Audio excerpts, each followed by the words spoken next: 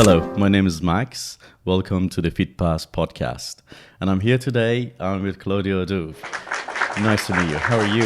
Good. How are you? Thanks for having me. Very good. Thank you very much. Thanks for coming here. So let's start with this one quickly. Who is Claudia Duve? All right. Claudia Duve, 58-year-old woman. Wow. Mum to two adult children. Mm-hmm. Emily, 30, and my son Stuart, 26. Wow, perfect. And wife to Roger, for being married for 35 years. Oh, absolutely. Wow, that's fantastic. So I think I met Roger as well, and I wanted to have him on this podcast, but I think couldn't make it. That's right. So, but definitely, I think Roger is one of those guys that I also like to have a chat with him. He's a great mindset, and it's definitely, I think you can promise on behalf of him that he will come here one day. Most definitely. No other choice, is it? Absolutely. I'm the boss. Awesome. So I think the aim of our podcast is predominantly talking to the people who have very interesting story to tell, did something that transformed themselves throughout the years, and obviously you're one of those. I mean, before just jumping into the story, let me just give you a quick context, like how we meet. Yeah, sure. So I think in the gym that I go, there's also the sauna, there's a spa, and there's a jacuzzi. Yeah. I went to the jacuzzi and I've seen you reading a book. Yes. And the book was about Auschwitz. Correct. That's why that's kind of like picked up my interest, and then we kind of start talking about it. Yeah. And then you kind of mentioned that you're also doing lifting for years, and that was like super interesting to me. I said that definitely I need to interview with you and learn a few things down the road. Yeah. So, and when I ask you to write a sentence about yourself, this is you came with 44 years began a journey to better my health and ultimately transform myself inside and out. Correct. That's amazing. Yeah. So let's start from that. So right. What was the initial spark that led you to begin this Okay. journey? Pretty sad. In fact, my father was diagnosed with a terminal cancer. Oh, sorry to hear that. Yeah. But it was, I suppose, the beginning of me embarking on this journey. I thought that I had to become the best version of myself, being the eldest of three girls, to support my mum and my family about what was going to take place in the next few years. My father did pass away 2 years after I commenced my journey, and I still think he's the man that gets me up every single day, even though it's 12 years since he's been gone. So that was the actual, I suppose, trigger to just have a really serious look at myself and realise that life is damn short. Absolutely. Yeah. Spot on that. Yeah. So when you started, did you face any fears or doubt? And if so, how did you push through it? Well, yeah, look, 44-year-old woman, I took myself off to the gym, had done a little bit of gym work, played sport as a kid at school, but really hadn't done any, formal sports as such growing up. It's pretty tough going in. I was 100 kilos in weight, and it was the first time I probably said to myself, this is not about weight loss, this is about health and wellness. And I think I really just switched the conversation in my head, and that's how I approached it. So I wasn't constantly, looking at the scales. I was looking at whether I could be disciplined to turn up for myself. Wow, that's amazing. Yeah. I mean, on continuing to what you're saying, like the many people predominantly focus on the physical aspect of transformation. Yeah. But what you're telling me, you also mentioned some internal changes that also made you mentally stronger. Yeah. So how has your mind shifted along the way? Well, I always tell people when people go, oh, you're muscular, you're this and that.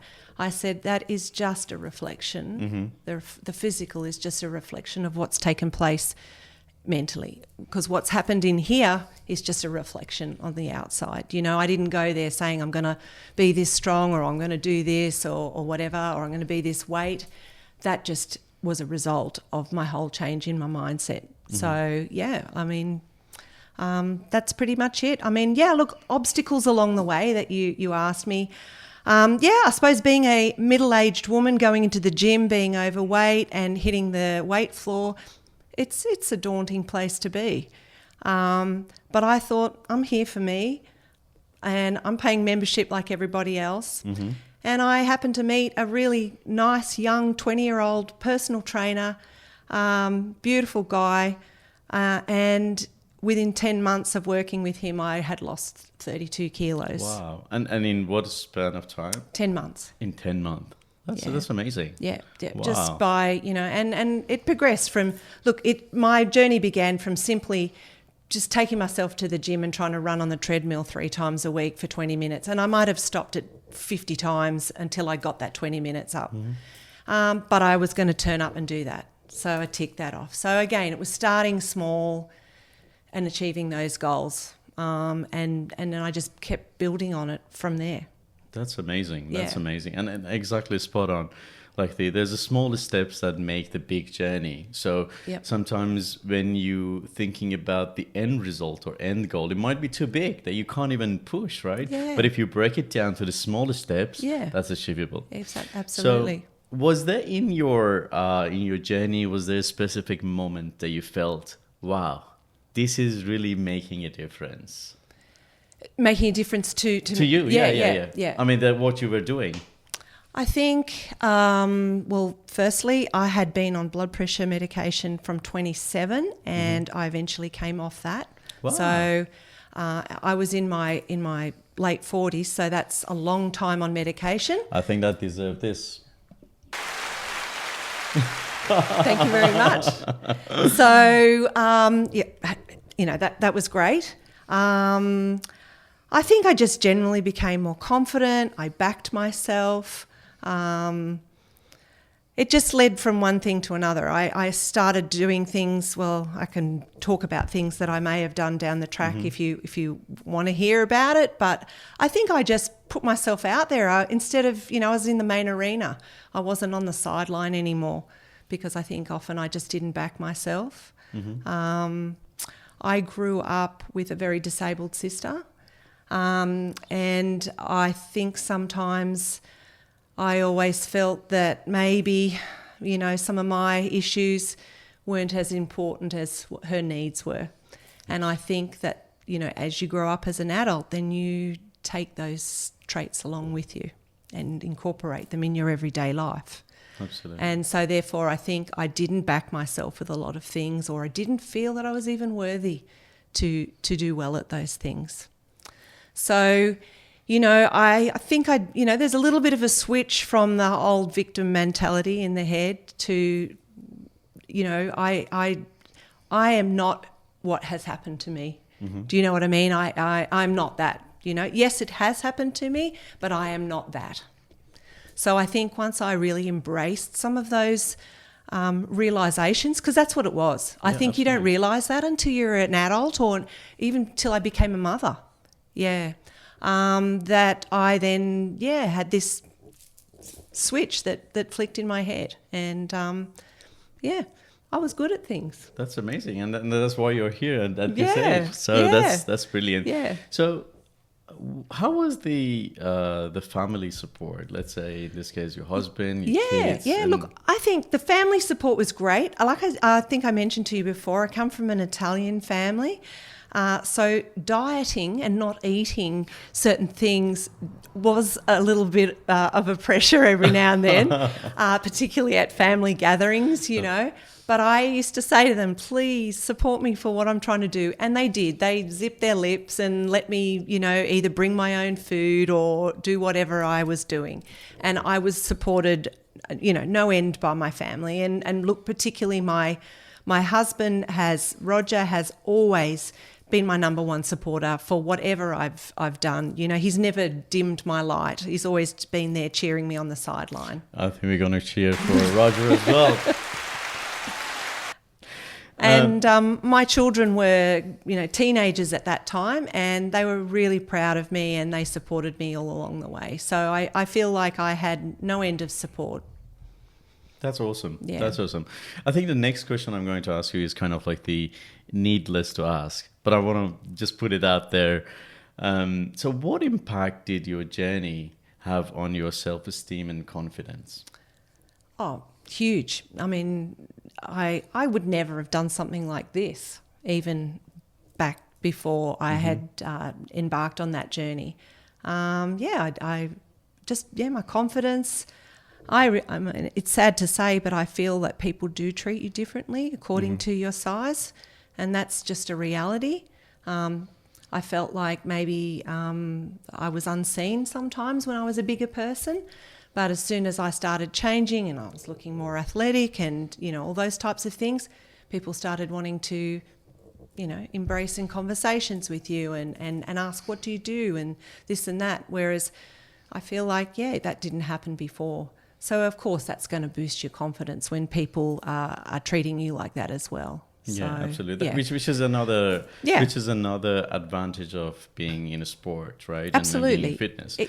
Not only you gain the mental strength, but also like from physical perspective. Exactly. And also like to me is like when I'm seeing someone that he got achievement, and let's say in this case within the fitness, I think that is a presentation of that person worked hard, he had discipline, and he had consistency to achieve that. Yeah. It's not easy. It's not. So one thing about, in my opinion, the fitness and the physics is you can't do it with the pills. You can't do it with the injection, or it doesn't happen overnight. No. So with like everything else in life, it needs hard work, it needs pain. But at the end, there's a reward, right? Absolutely. So if I kind of like ask you this question, so looking back, is there any common fitness or health advice you used to follow that you now see differently? Look, I think, when I first started the journey, if I think about what I was eating and doing then to what I was doing now, you probably would have given up, because you have to actually slowly integrate these changes into your life. And I think, look, I know a lot more about food and its effects on your body for training and sleep and all those types of things. I'm a nurse. I'm a registered nurse, but I've been pretty self-taught in regards to the weight loss journey and the health and wellness journey. And I've probably worked in that space, within the gym, now working within a cafe and through nutrition. But I think it evolved. It evolved over the years. Over the years, yeah. I don't think there was like, I'm going to follow this person and just do that and then shift to something. I think it evolved as my knowledge evolved, and as I evolved.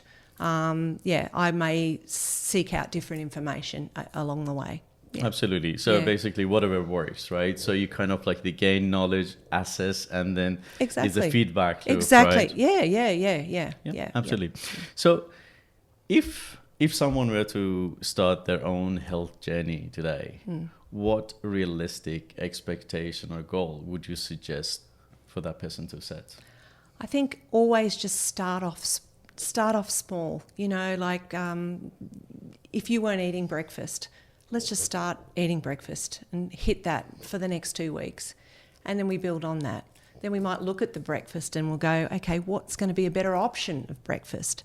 And then build from things like that. I think that when everyone wants to change everything all at once, you're just setting yourself up for failure. Absolutely.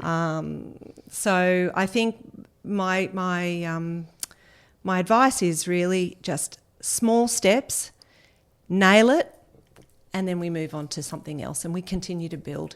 If the foundation's rocky, I don't think the outcome's going to be that great. So if you build the foundation solidly, and that would include your habits and discipline and showing up no matter what, because life is always going to happen, as we know. I think too many people use excuses of life for not to turn up to train, or not to eat food correctly, or not prepare their food. I think just one step at a time. Absolutely. And nail it. Absolutely. Yeah. I mean, I was having a chat with one of friends today, and we were exactly talking about this specific topic. And my point was, when you are setting your goal, I mean, there are multiple ways that you can set your goals, but don't necessarily put high expectation of yourself, because any of these doesn't happen overnight, right? For instance, if someone is really looking to weight loss, or looking for, let's say, six pack or anything like that. Yeah. I mean, that's your goal. I mean, you go to the gym every day, and then you come back home, you look at the mirror, and nothing happens. The second day, nothing happens. Exactly. And maybe not day, even 6 weeks down the track. Exactly. And what happens is, at the end of the day, you will get demotivated, and you will stop it. And actually, this is backed by science as well. I can't remember where I read this, but there was a two group of people that they gave their scientists or researchers, they gave them a bucket of Legos. For the first group, they told them, hey, go and build these projects. Once you finish, we'll give you a cash. Let's say we give you $50 for each project. So the first group, they went and they built their project or the puzzles, whatever, and they came back and they got their money. And the differences was, in front of them, the researchers disassembled the Lego. So it's basically ruined everything. But they got their money. They paid for what they came from. But the second group, when they brought their projects and puzzles, the researchers took them, give them money, and then put it aside. So when they observe this behavior, the first group, even though they have been rewarded for what they have agreed, right? But they didn't continue more than 2 rounds or 3 rounds, because there wasn't anything. Like, they was seen like whatever they're doing is ruined. But I think the second group went through 9-10 iteration of running the puzzle. So I mean, what I'm trying to get here is like, if you put yourself for high expectation and higher goals, you may not achieve it soon, and you might be disappointed and demotivated. Yeah. So I think that was the key. And thanks for telling us that. So I mean, the other thing, I mean, you kind of like mentioned about the age, which normally, like, a lot of people shy away from it. What advice would you give to the people, let's say, in their 40s or even beyond, that feel like it's too late? Yeah. And to start their health transformation? Well, I'm a midwife, as I said to you before. Mm-hmm. I'm super passionate about women, and obviously women in sport, just women's health generally. And I would say that if there's any women out there that are listening in their 40s, you get on to building muscle. It is the key to you aging well. I can vouch for it. Like I said, I started this at 44. I think I intuitively just felt that this was the right thing to do, to build muscle. And you need to get onto it now, because when you're post-menopausal woman, it's very difficult to wind it back in. Okay, so if you spend your 40s and 50s, you will have a much better 60s, 70s and beyond. Absolutely. The work needs to be done. Needs to be done then. So I think my advice for women is definitely build muscle. Don't be scared of going into the gym and lifting weights. That's as simple as that. Absolutely. No, that's amazing. And to your point, I also, in a gym, I see like some people, maybe at the age of 60, 70, they come to the gym. And I admire them for what they're doing. Yeah. Like, they came to the gym and they doing lift or the other activities. But what I always think with myself as well, like, this is good, but wouldn't it be better that person would have started like 20 years ago or 10 years ago? Yeah. At this age, it's really hard to build muscle, and you might also injure yourself. Yeah. You know? So I guess I think it's never too late. Absolutely. I think it's never too late, but obviously it's optimal, particularly for women. If women can be training strength training, in their 20s, 30s, and 40s, and I think it's more acceptable for women to be doing that these days. I mean, in the sport of Olympic weightlifting that I do, just think that it only was in the 2000 Olympics that women could compete in Olympic weightlifting. So that's pretty. This is what I'm saying. I think this is a new thing for women to be feeling comfortable in that strength space within the gym. So I think that's my advice, and hopefully, people will take that advice. If there's some people listening to this that are in their 30s or heading into their 40s, just do it. Yeah, absolutely. So, I mean, you mentioned about lifting. Yes. So what is your... Let's talk a little bit specifically about the my lifting. Sport? Yeah. Please walk me through it and what is your heaviest lift that you've done? All right. Okay. So I had been training in the gym from 44, and at 52 I started to learn how to do Olympic weightlifting. So for those people that might know what that is, includes 2 lifts, snatch, and the clean and jerk. All right. So basically, I learned how to do those lifts. Now, if anyone's ever seen those lifts, they're extremely complex. It's pretty much where strength and technique meets, if that makes sense. Okay, you can be strong and not very mobile, and be poor technically, and you won't be able to do that particular lift. So it's a tough sport for an elite young person to be doing, let alone a 52-year-old woman learning how to do it. So I took on this enormous challenge. I have an amazing coach. Am I allowed to say who she is? Of course. Yeah. Of course. Vanessa Kerr. Okay, Vanessa Kerr, if you're hearing this, I mean, this is for you. She's currently head of New South Wales high performance team for New South Wales weightlifting. So I'm very lucky to have such a expertise on my side, in my corner. So she taught me pretty much on a broomstick. And for 6 months, I wasn't allowed to touch a barbell until I had mastered the moves. Well, I don't think I'd mastered them at 6 months. I don't think you ever actually really mastered them. If you speak to any weightlifter, it's just a never-ending journey. So that's what I did. I started competing. That was next level, stepping out into the comfort, out of my comfort zone, big time. So you have to stand up, do 6 lifts in front of people, and there's a lot of technical rules that go with Olympic weightlifting, which we don't need to go into now. But so that's what I did. And so 6 years later, I have been lucky enough to do very well in the masters world of weightlifting. Just last week at 58, I have got my best total so far, which was 105 kilos. Wow. That's a 45 kilo snatch with a 60 kilo clean and jerk. So I was super happy with that at 58 years of age. So yeah, it's a great sport. It has taught me so much about myself. Just resilience, a lot of fear as you have to throw that barbell above your head. Unbelievable. I had no idea when I was going to embark on this journey of Olympic weightlifting how much it was going to teach me about myself.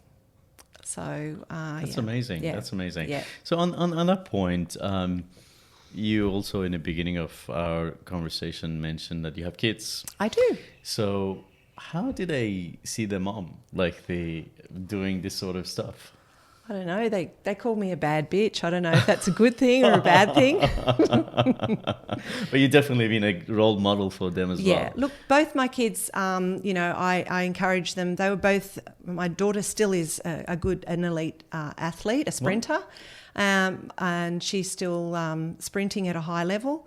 My son did it up until he's sort of late teens. So sport has been part of their life forever.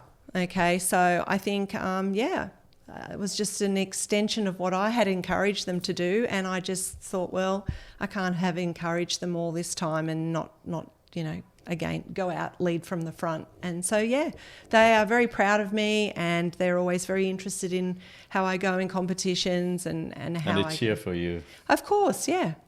So Absolutely. it's amazing. Absolutely. So I guess my next question is, so you mentioned about resilience. Yeah. How did resilience help you in real life, apart from sport? Did that help at all? Oh, yeah, 100%. Definitely creates resilience to deal with everyday life from doing sport, because particularly weightlifting, it gets pretty tough, and you just have to push through. And I suppose, I think there was a saying I read the other day that you don't have to wait for the storm. You don't have to live to wait for the storm to pass. You have to learn to live in the rain, something like that, Mm-hmm. So I think, it just teaches you to go through the journey of life. I don't know, it just does make you stronger. I don't know how to describe it, but it does. Absolutely. Yeah, absolutely. I'm pretty sure there's some science behind it. Absolutely. Yeah. And when you're doing sport, especially for that long period of time, I mean, not all the days are the same. You don't have always that motivation. So what do you do in the days to stay motivated, or when you're going through the tough time? It's just non-negotiable. It's non-negotiable. It's non-negotiable to turn up. Maybe if you didn't sleep so well, go in a little bit later. It's non-negotiable. Maybe if you're not feeling as strong as you were, take your percentages down of your weight. It's non-negotiable. So that's pretty much... I love it. Do you love it? Awesome. I love it. Absolutely. That's it. Yeah, there's a way. There's always a way, and it's just not negotiable. And that's how I've really sort of, traversed this whole 14 years. It's just not negotiable. I made a promise to myself, and that's it. It's not negotiable. And how do you feel after you making that decision and going and doing that? How do I feel? Yeah. Yeah. Great. I mean, I never regretted ever going in and doing a training session, ever. Even if I felt tired, sad, happy, whatever. It's just been non-negotiable, and I've always walked out feeling like I can face whatever is outside of that door of the gym. Absolutely. That's amazing. Yeah. That is amazing. Yep. Which I assume was there any other way you reckon you will get this experience or skill set under your belt other than your lifting? Yeah, I don't think so. I remember I'd got to 44 and I'd hadn't mastered it. So it's only when I took up that sort of stuff that I really thought, I've got this. So along the journey, was there any people or any resources or community that kind of they inspire you, or you something or someone that you look up to? Yeah, look, I think I pretty much always got involved in gym communities. I did things like boot camp, and I really enjoyed being in a community with people training. I did a lot of group training, as in being a participant in group training. So I was training with other people. I think that always pushes you. So that was amazing. As far as people were concerned, there was always people. I think I can't name anyone specifically that stood out. I think I still always wanted to be doing it for me, and not always looking for external forces. Does that make sense when I say that? Yeah. So I think, I think I'm pretty much, it was me all the time that was the driving force behind it. But I always found I gave whoever I trained with, whatever group I was with, I gave them 110%, and I always felt like I got that back from trainers or other people that I trained with. So, and that's a life lesson too. Absolutely. That's a life lesson too. In the itself. Workplace, in relationships, you know, and it's okay to say, like when you turned up with a group of people, to say, hey, you know what, I think I've only got 40% today. I think can you bring 60? And I think you can even say that in a relationship, you know. Absolutely. That's those types of things. So I think it does teach you strategies that you can, you know, put over into the workplace, into your relationships, into friendships, all that sort of stuff. So yeah, I can't say a particular person, because I think I did it for myself. That's amazing. Perfect. Yeah. So do you have any memory or any interesting one from any of your competition that you've done that you want to tell us? Or any story? Any stories? Well, this was only a couple of years ago. I was at Nationals in Melbourne with my coach, and I had the worst anxiety attack to go out and compete, and I literally wanted to run away. Wow. Like she had to box the doorway in, literally, and I'm not joking. I bombed. So bombed means if you don't get the three snatches with the white lights, you can't go on to the rest of the competition. So I'd have gone all the way to Melbourne, big hype, big lead up, you know, had a good chance of getting a podium finish, and I bombed out. So that was the end of that. I was really upset with myself. I was upset about the anxiety that I had in regards to the performance. But from that point, that led me to seeing a sports psychologist.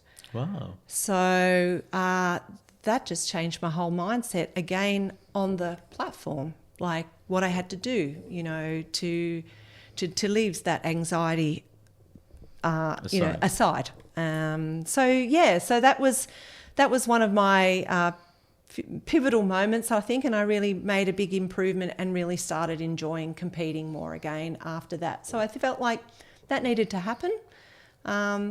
I think, you know, we fear failure so much, but I think we need to look at what the lessons are there when we do fail, because I feel like that's when changes take place if we take note.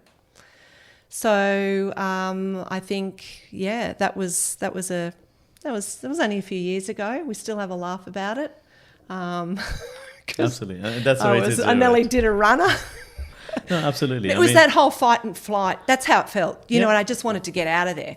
Yeah. And to be honest, I learned something from it. Absolutely, and it's also show how brave you are, just bringing this and talking about it. And I think the other one who we give power to the words, right? Yeah. So when you take it out of them, that means nothing. That's it.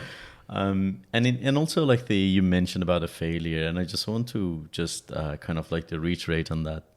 It doesn't matter where you are, at what stage of your life you are. You're competing, you're athlete, you're elite, or whatever. Yes. Failures for everyone. Absolutely. So we need to embrace those failures, and we learn from them, but skip from them, right? Yep. Don't stay or stuck behind it. Yeah. So this could happen for everyone, because at the end of the day, we're all human. Absolutely. It's a part of being human to fail and to basically stand up and keep going and push forward. Just look for the lessons in it. Absolutely. So during your journey, did you read any book or watched any movie or anything that you kind of like inspired you, or you suggest like? I read a book and then I ended up going to Africa. So do you want to hear about that story? Of course. So I don't know if you're familiar with Dr. Catherine Hamlin, who's from Ethiopia. No. Okay, so the book is called Hospital by the River. Mm-hmm. Okay, and it is about a hospital in Ethiopia, about a woman who has sustained birth injuries. Mm-hmm. Being a midwife, I had a big interest in that.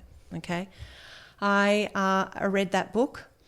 And I said to Rog, I'm going to go there one day. And he said, yes, I hope you do. And in 2017, I backed myself to get involved in going with that charity over to Addis Ababa, is where the hospital was.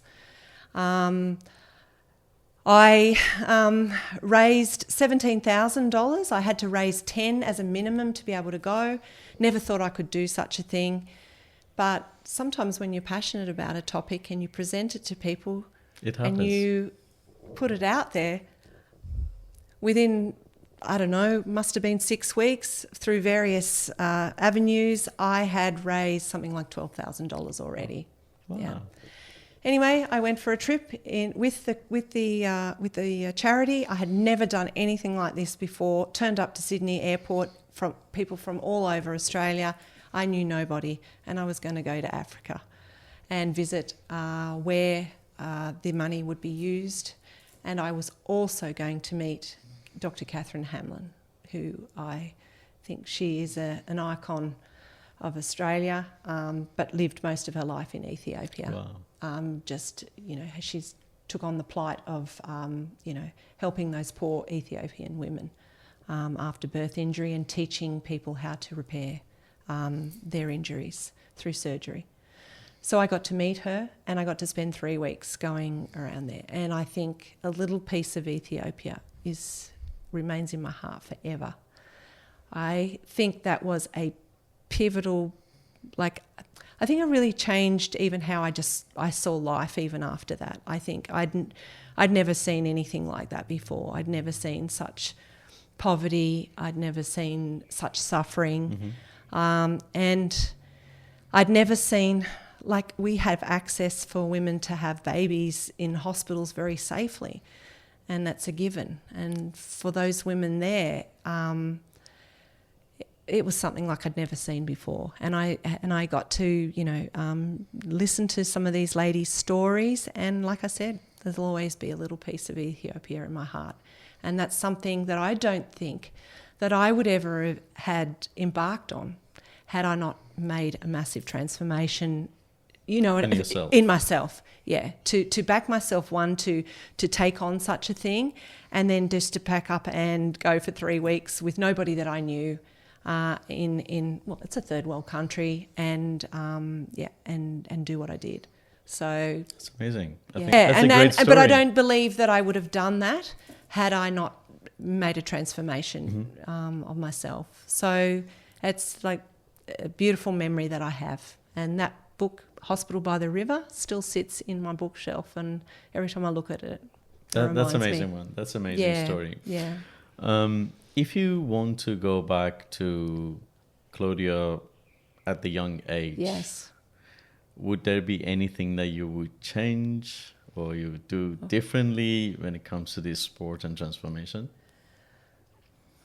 That I would do differently? I think the old, always worrying about what other people think about you. I spent way too many years doing that when I was younger. And I think, a lot of younger people will probably resonate with that feeling. Maybe it comes with maturity. I don't know. Or maybe it comes with, looking within, and you no longer see that you need that external approval anymore. So I think I spent a lot of time doing that, and that was a waste of time. And just not sweating the small stuff. I think I said that to you when we first met. Just not sweating the small stuff. And probably, sometimes I think probably not have worked as hard. Working outside of the home. That's what I mean, in the workplace. Yeah, living a bit more. Absolutely. Yeah. Absolutely. Yeah. I mean, these are the points that you would never regret if you have done this or you haven't done that. Yeah, absolutely. Yeah. So I'm assuming I just kind of recap that. So if you want to give an advice to the people that listening to this podcast, considering the journey that you took on, your obviously different chapters of life, on top of what you already told us, which was amazing. I need to listen to this podcast myself a few times because I'm sure I'll pick up a few things more. But what would that be when it comes to the life?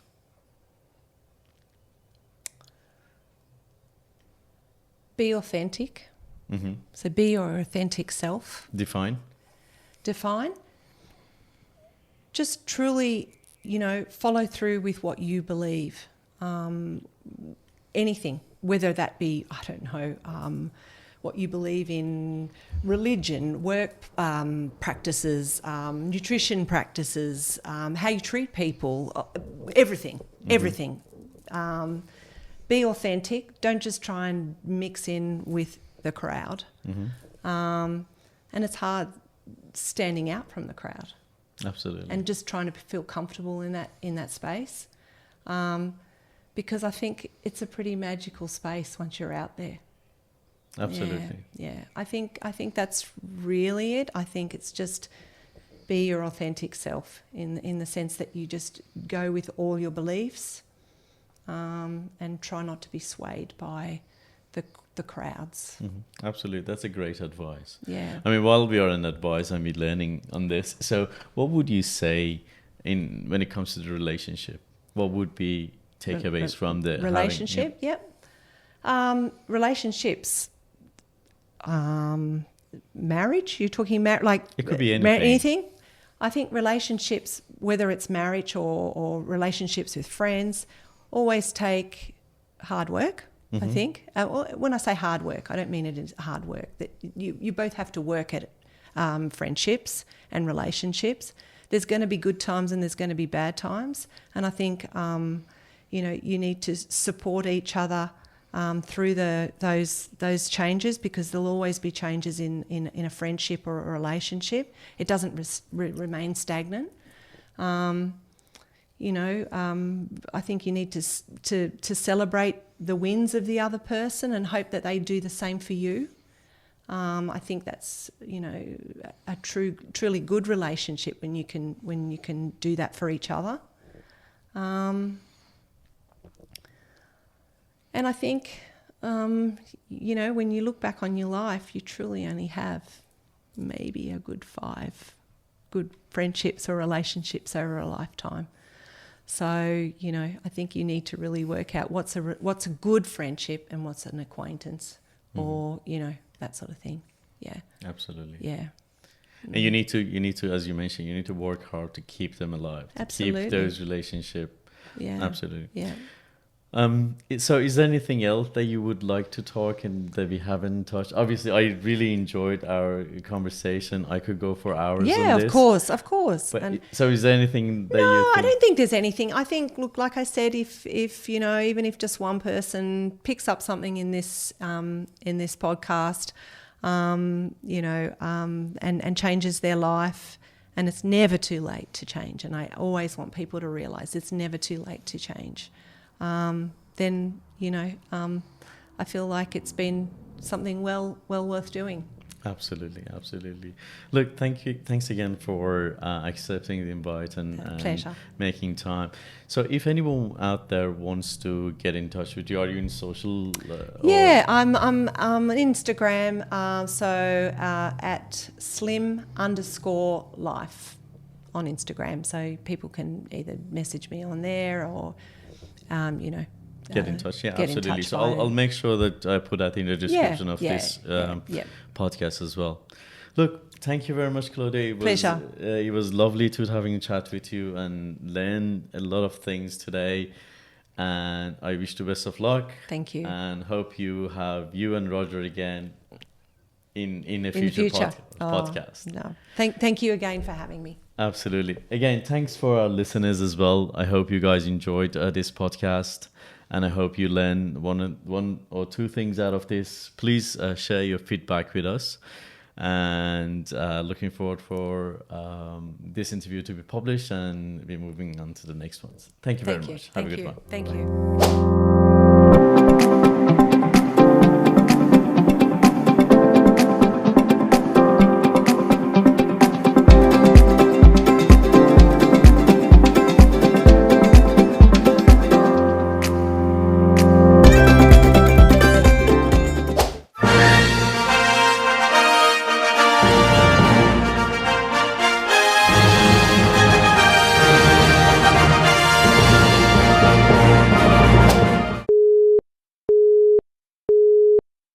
Got this, absolutely. Yeah.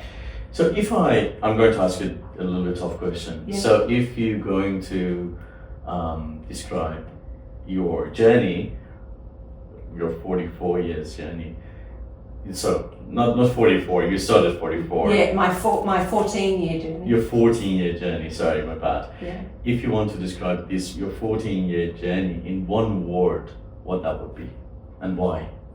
One word. Oh, that's tough. One word.